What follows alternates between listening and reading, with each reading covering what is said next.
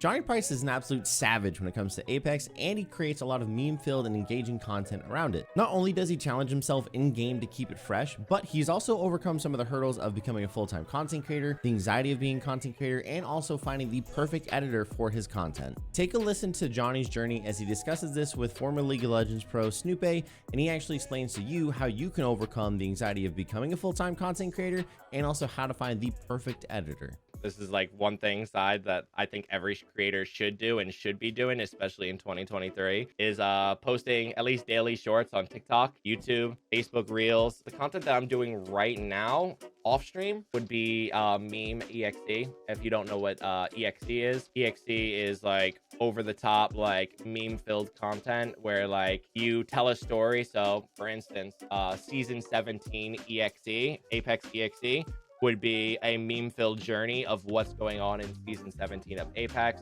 It's a good way to tell a story. We do a lot of Apex trolling, which kind of coincides with that meme-filled journey, which we can get it to the once-a-week content. So the people that can't watch the stream, they will get a snippet of the long form and the short form daily, and the long form weekly.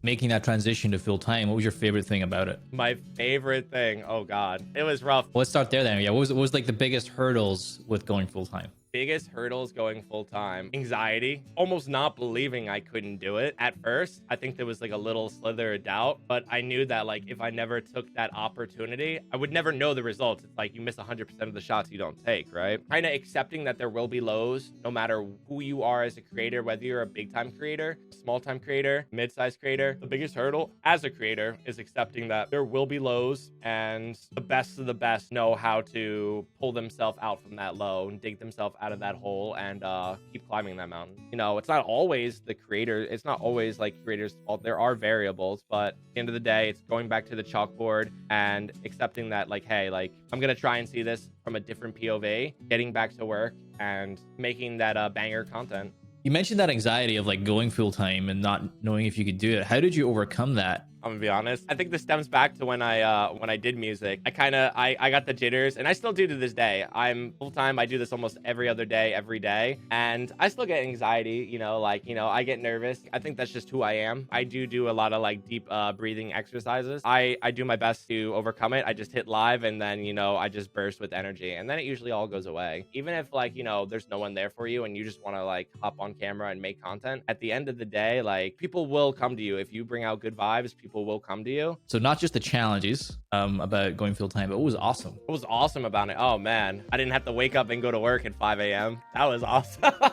I like that. I got to sleep in a little bit. I don't particularly enjoy that I wake up at like 10, 11 because I'm a little night gremlin now, just doing the same 9 to 5 over and over and over and over again. Whereas the content creator, like I am doing the same thing, but it's not like I'm making different pieces of art every day. So like if I'm not feeling, you know, a beach or like a Miami Nights photo, I'm gonna go make, you know, a nice cool tropical rain, you know, like in the ocean kind of vibe. Do you think you have more freedom now?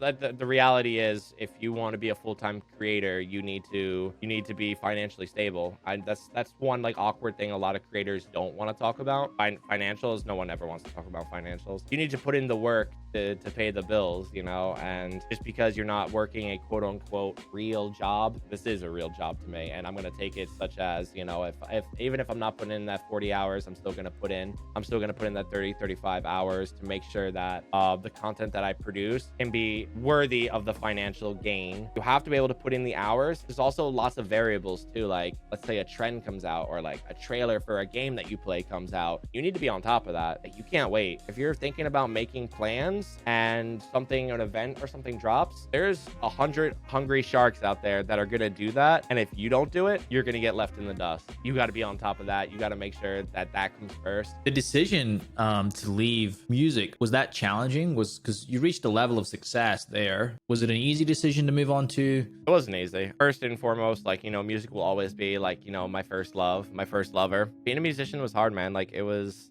you know, 30, 40 days on the road. I found a healthy compromise with content creation. I was in my room in the comfort of my own office. It wasn't easy, and I still miss it. Maybe I'll circle back to it one day. It was easy, and it was hard at the same time.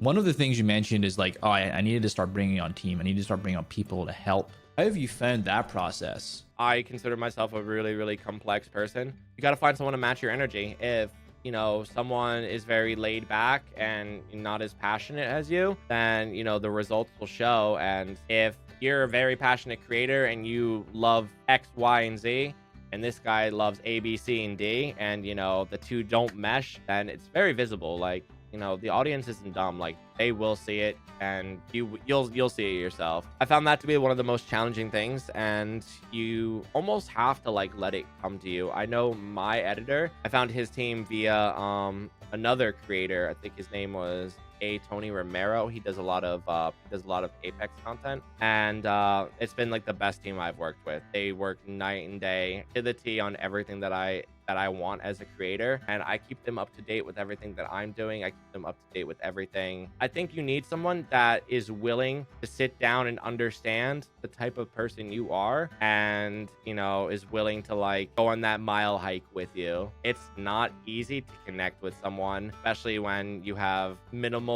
or no knowledge of what they're doing at first. It really just like comes down to that connection. If you were, again, coming back to Johnny's listening to this 3 years ago, what's the one thing you want him to take away from this? Keep going, man. And this doesn't have to be Johnny. This could be to any content creator listening. Keep going. Everyone's journey is different. Not everyone's journey is a straight, like, you know, a straight upward slope. Some people's journey is like, you know, a little more linear, and it slowly, gradually goes up. Everyone's journey is different. Don't get discouraged. Keep pushing out content. Even if it fails, it's not the end of the world, because it does get better. It will get better, and you learn from those failures. Thank you so much for watching the video. I appreciate it. Make sure you guys follow our guest Jonny Price on all of his social platforms below. If you enjoyed the content, be sure to like, comment, and subscribe to get more how-to podcasts and also other videos to help you turn your passion into a career. Until next time, my name is Paula. We'll see you then.